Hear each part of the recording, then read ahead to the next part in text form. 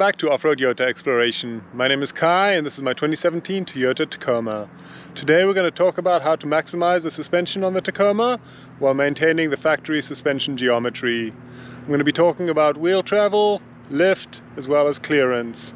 I'm also going to briefly touch on wheel and tires in terms of size and offset and what works really well on the Tacoma. This is not going to be about any long travel setup or moving any suspension mounts. This is going to be about components that I've upgraded or adjusted on the Tacoma to get the most out of the suspension. This is going to be specific on what I've done to the Tacoma, but most of these concepts and components are going to apply to most IFS trucks. So we're going to go out and use some of the suspension and then get into the details.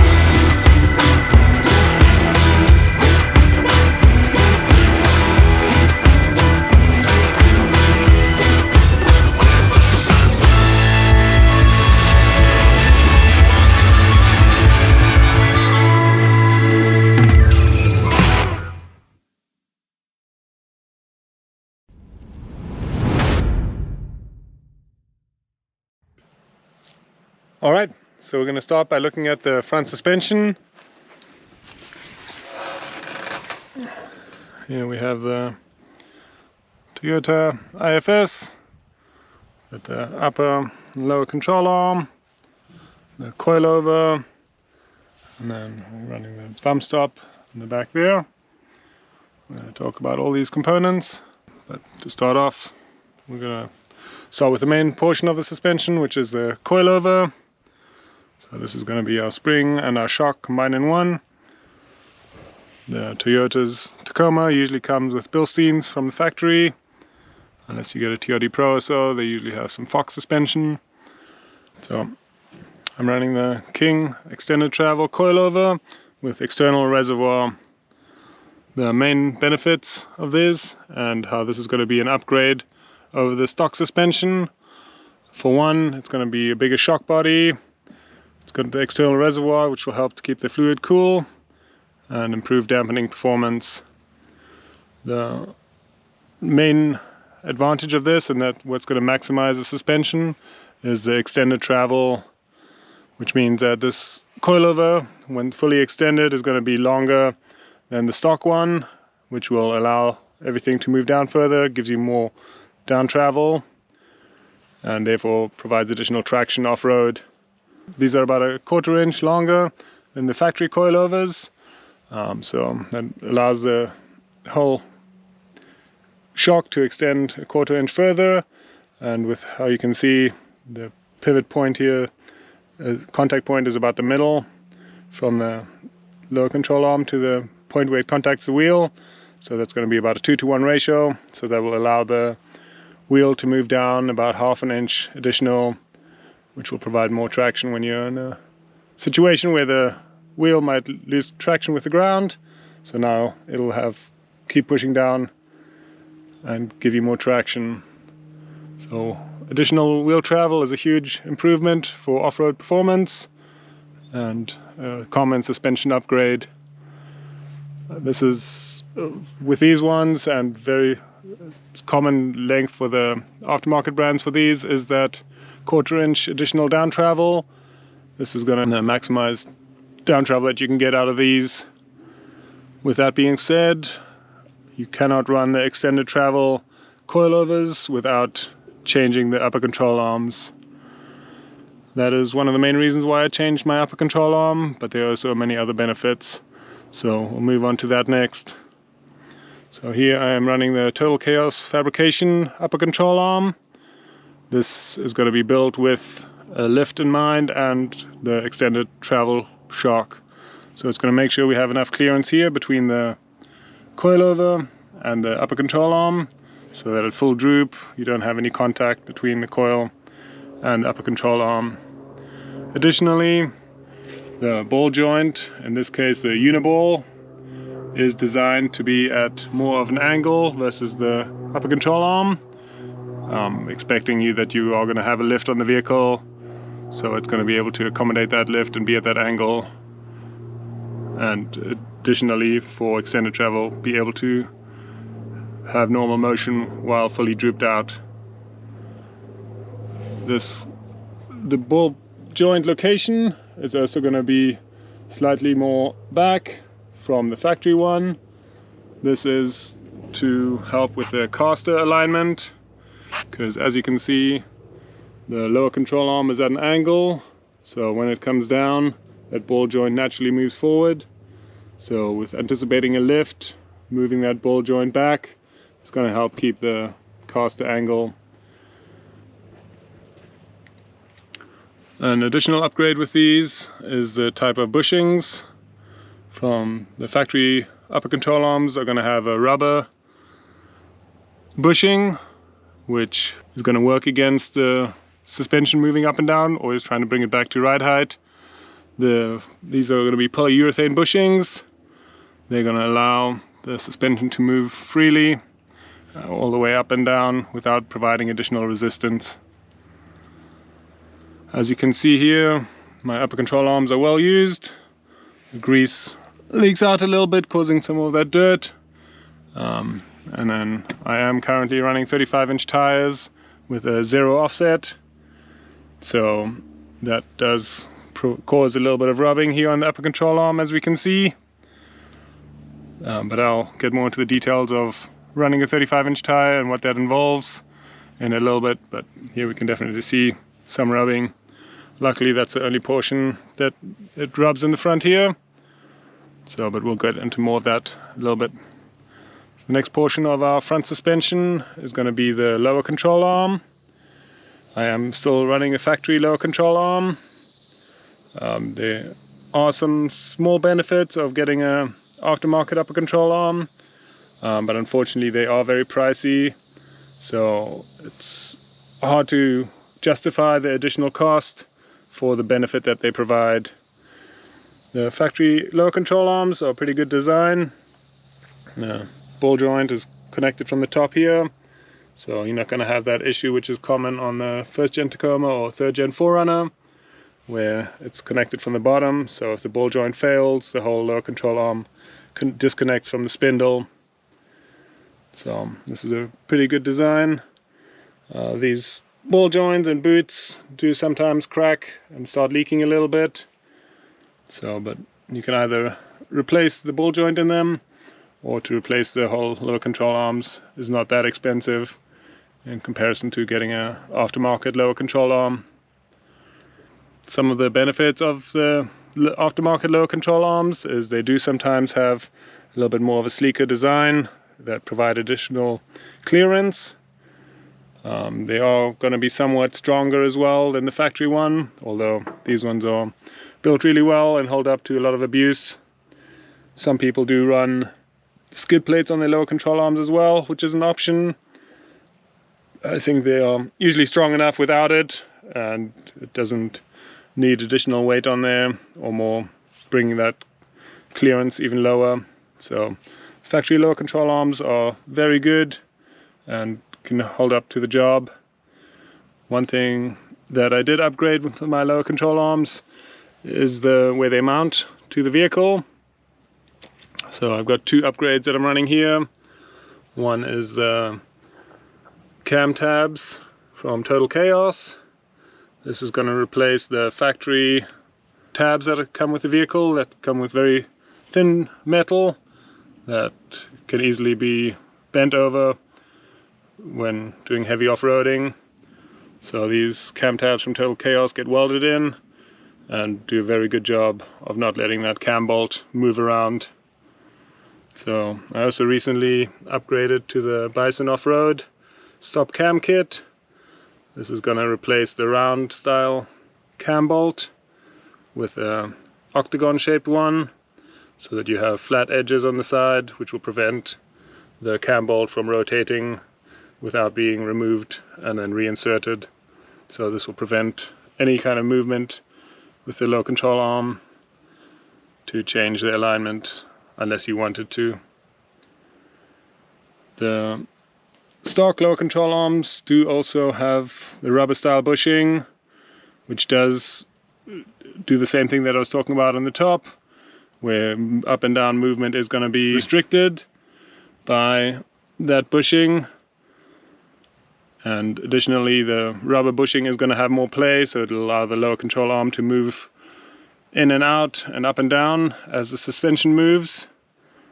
So that's going to be a little bit more sympathetic on the vehicle components, but it also makes it sometimes harder to get over obstacles because the lower control arm is going to move rather than helping that tire to go up and get over an obstacle. So something that I want to do, and that usually comes on aftermarket lower control arms, is the polyurethane style bushings, which are again going to allow the lower control arm to move freely without any restriction. And it also is going to be stiffer than the rubber bushings, so it keeps the lower control arm more in place and doesn't let it rotate back and forth by itself. The last upgrade we're going to talk about for the front suspension is the bump stop. In this case here I'm running the Timbren Off-Road bump stops. These are be a little bit softer than a factory bump stop, but still provide the same performance in terms of preventing the vehicle from a harsh bottoming out when the suspension gets fully compressed. So these are going to make that a little bit better and work in conjunction with the suspension to transition that impact. So one thing you can see on here as well is I'm running an additional spacer on top of that bump stop. This is to limit up travel because I am running 35-inch tires and I am still running the plastic fender liners here. So with that little spacer in there, it prevents the tire from going all the way up into the plastic fender and damaging that. It still has a little bit of contact here and there, but not enough that it would rip it out or cause any damage. So this allows me to run a 35-inch tire and maximize the suspension with having the additional down travel, and then also being able to go up as high as possible with the up travel without cutting and removing the whole fender liner. It's not too big of a deal to cut these, and they are replacement fender liners that you can run.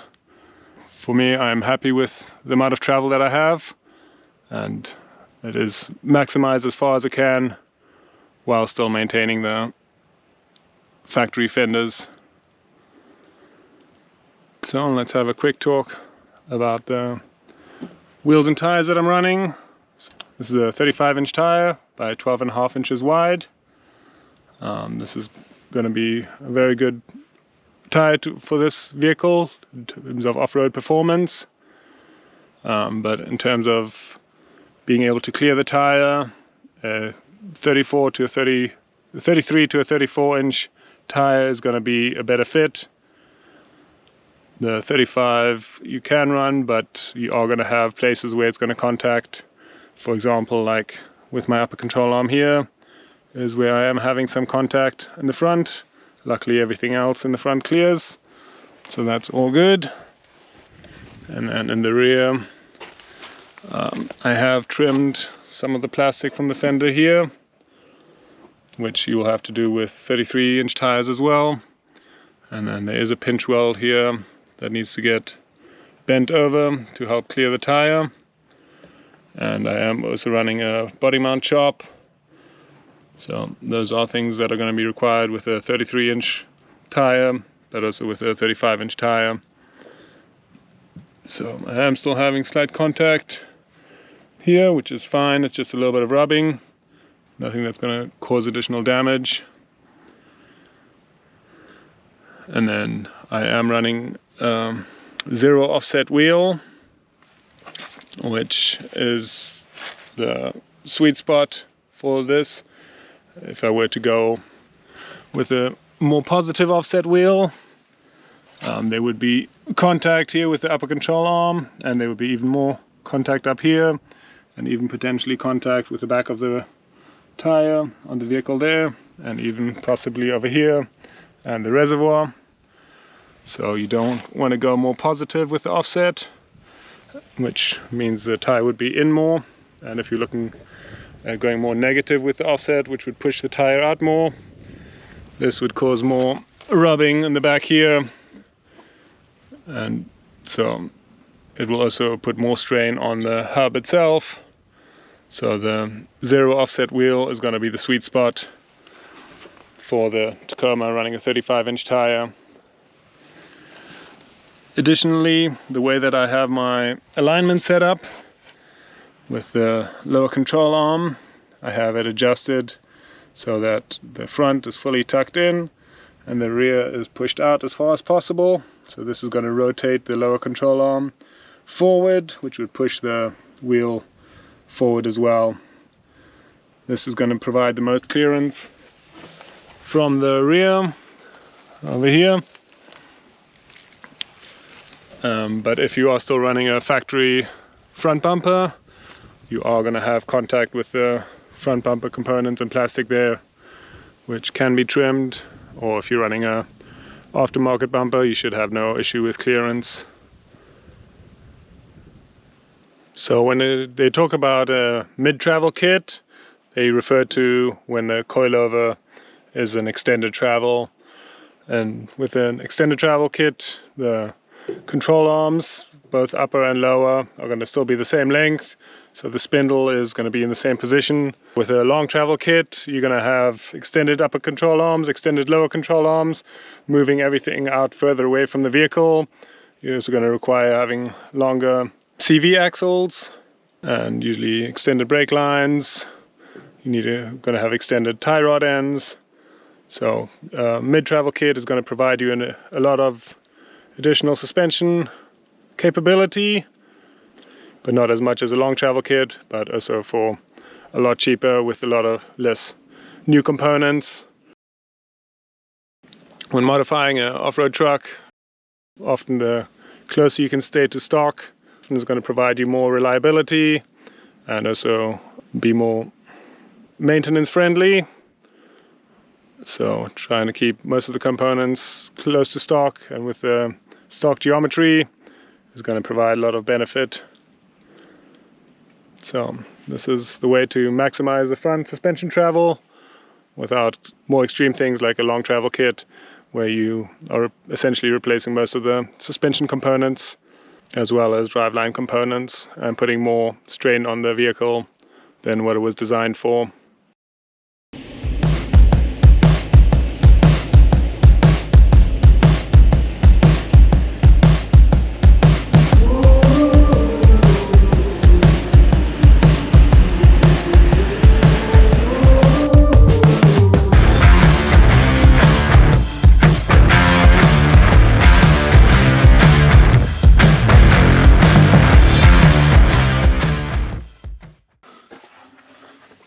So, the main portion of the suspension, obviously we have here is the leaf pack, and then we have the shocks separate from those, obviously, and then same on this side.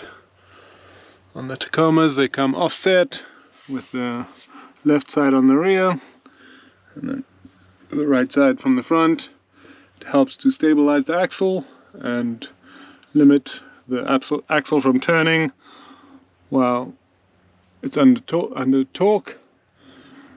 And some more suspension components we have here is the bump stops, and then not directly related to the suspension is the brake lines here, and then the way that these are mounted, the leaf springs, they've got a inverse shackle on this side here in the back of the leaf springs. So for my suspension upgrades, I am running the heavy duty leaf pack from Old Man Emu. This provides some additional lift and also allows you to carry additional weight. With that, I have also changed out the bushings in the rear shackle. This from the factory has a rubber bushing in it. To remove the rubber bushing is pretty hard. But if you buy the shackles new from Toyota, they're not that expensive. They don't come with the bushing inside. And then you can get some polyurethane bushings from Energy Suspension and put those in there. This is the same as for the front, where the rubber bushing is gonna restrict the movement a little bit. So by putting the polyurethane bushings in there, it's gonna limit the actual movement of the leaf spring inside of there, but it's also gonna let the the shackle rotate freely, so it doesn't restrict the up and down movement of the leaf spring. The Old Man Emu leaf springs also automatically come with polyurethane bushings, so those ones are going to be free to move as well. And then another upgrade I did with the leaf springs was changing out the pads that come from Old Man Emu. The ones that come with it wear out pretty quickly and start making a lot of noise, so I've replaced them with these ones. I'll link them in the description down below. They're just from Amazon. They fit on there pretty nicely. Some of them I had to modify slightly to fit in here inside of this retaining clip, and then this one here I had to trim off the bottom of the thing so that it doesn't interact or come in contact with this one. So those really help a lot in terms of removing any squeaking noise or so that the leaf springs make. I have also changed out my bump stops as well as my U-bolts. From the factory, the Tacomas come with square U-bolts that come down and have a big bracket here that it bolts into. That can easily get hung up on things. So doing a U-bolt flip kit, it moves the mounting points up here, and you have some nice clearance down here and a smooth surface to move over things so you don't get hung up. This is the U-bolt flip kit from Timbren, and then I am also running the Timbren bump stop on top. This is gonna reduce up travel a little bit, the same as in the front where I have running the washer. And for the same reason that the wheel and tire doesn't move up all the way and rip off the fender well. This fits in there perfectly, so you can tuck the wheel up in there under full compression, but it doesn't rub the fender liner off. So these are really nice. Again, the bump stops are going to be an improvement over the stock ones. They're going to be slightly softer so that the impact is not as hard, and they kind of work in conjunction with the suspension to soften the ride as you go over bumps and everything. For my shocks, I am running the Bilstein 5100 shocks built by RCD. These are going to be longer than the standard Bilstein 5100s that you can get. These are the longest shocks that I've found to run on the Tacoma to get the most amount of down travel, but still also have enough up travel. So these shocks fit that perfectly. At full compression, there's still about a ½ inch or so of up travel left. So it's maximizing the amount of down travel I can get with this setup, and it works really well. I am on the lookout for some a little bit bigger shocks. These are only 2-inch ones. They do a pretty good job, but it would be nice to find something that matches the diameter of the front ones, just to match the dampening. But in terms of the flexibility, how much this truck can flex with these shocks, I really love them. So with that being said, having additional down travel with a longer shock, you do need to get some extended brake lines. So I got these on here. I believe they're about 4 inches longer than the factory ones, and they allowed the whole axle to move down nicely without any issue. With this suspension setup, it's also just replacement parts that mount right into the factory location. There are different options you can do as well, getting new shock mounts to extend the length of the shock that you can run by cutting off the shock mounts there and relocating them a bit higher. And additionally, you can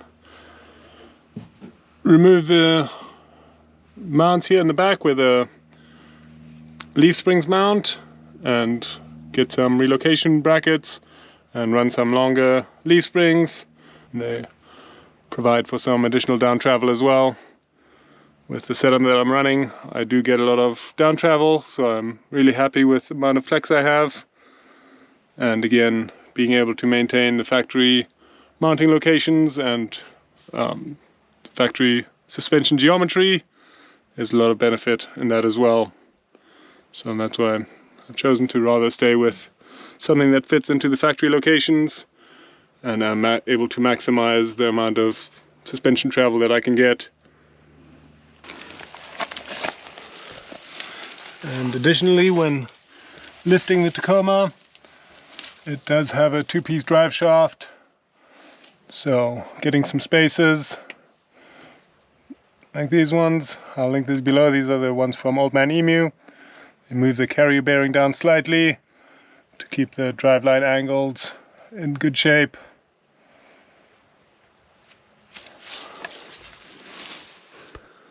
When lifting the 3rd gen Tacomas, and I think this was a common issue on the 2nd gens as well, it's common to get a vibration from the front differential.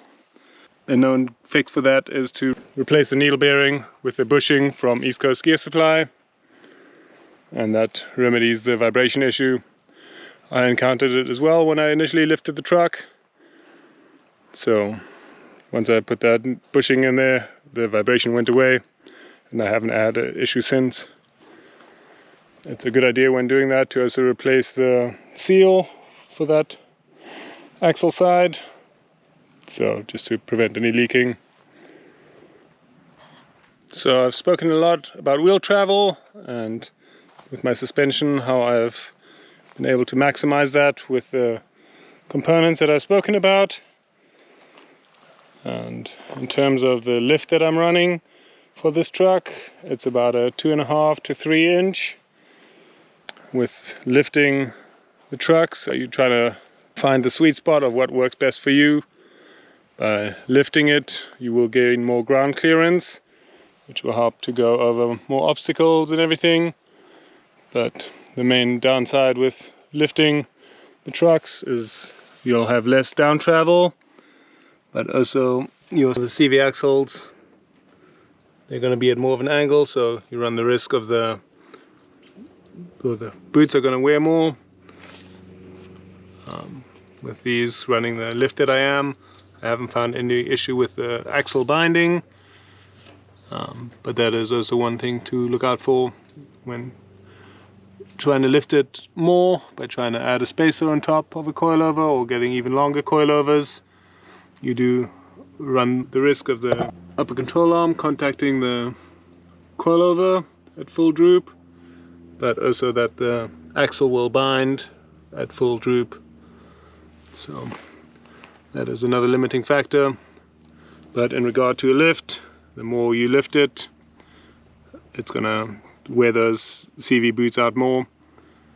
But also you want to lift it higher to gain more ground clearance.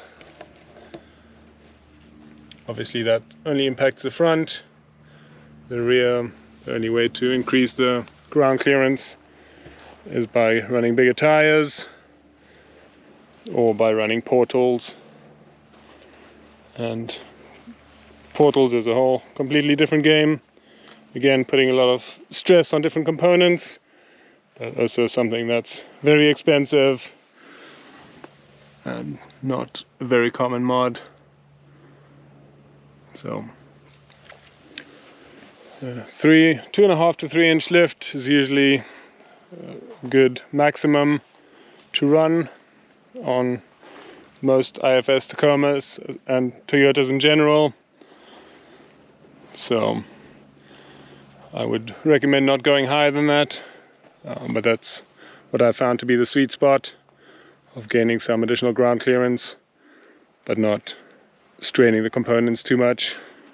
Additionally, you'll need to watch out for aftermarket coilovers. They are adjustable, so you can use the threaded collar to move down to lift it more, but the more you compress it, the more the coil is going to get closer together at full compression.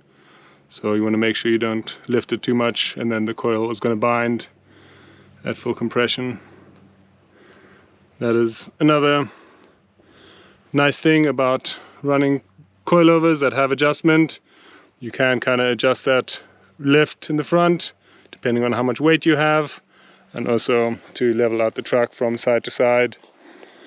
It's common for Toyotas to lean a little bit to the driver's side, so by having adjustable coilovers you can kind of lift that side up a bit more to compensate for that Toyota lean.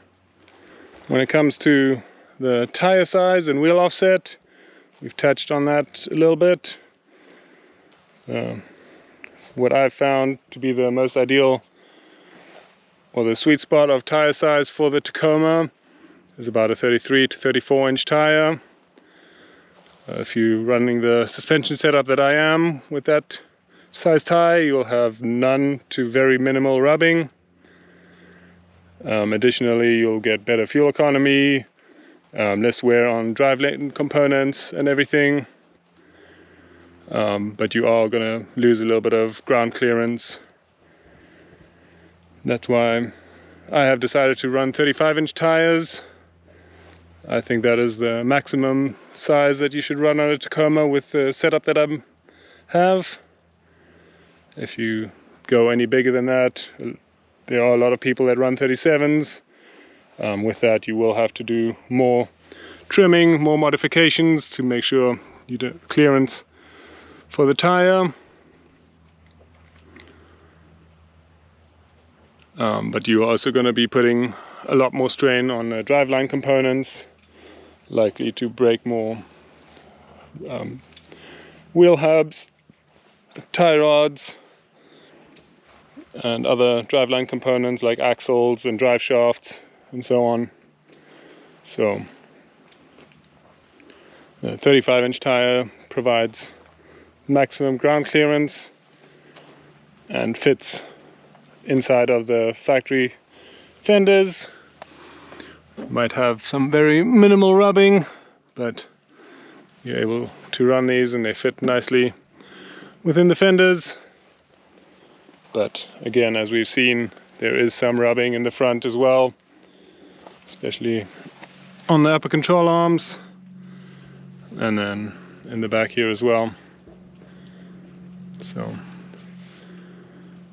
that's what I've done to maximize my suspension.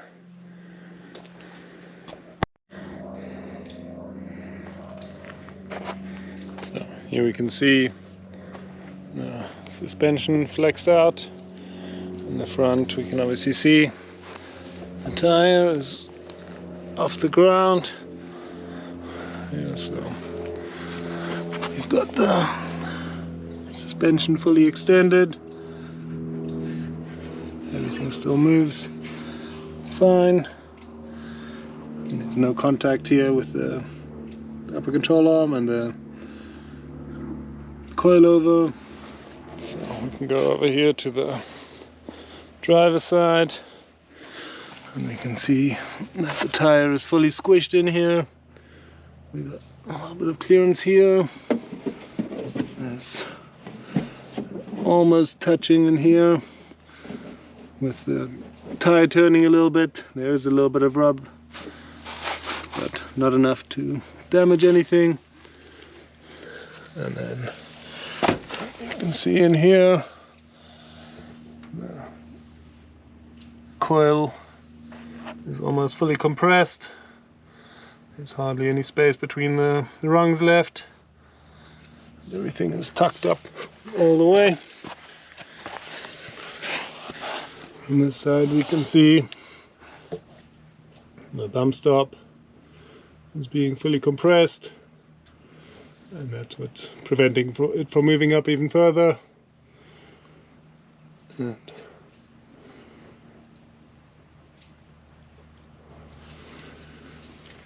so we can move on to the back.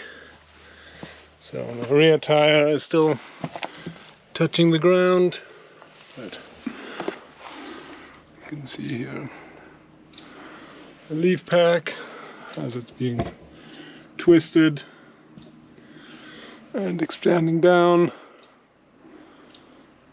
So brake lines are still good. You can see on the other side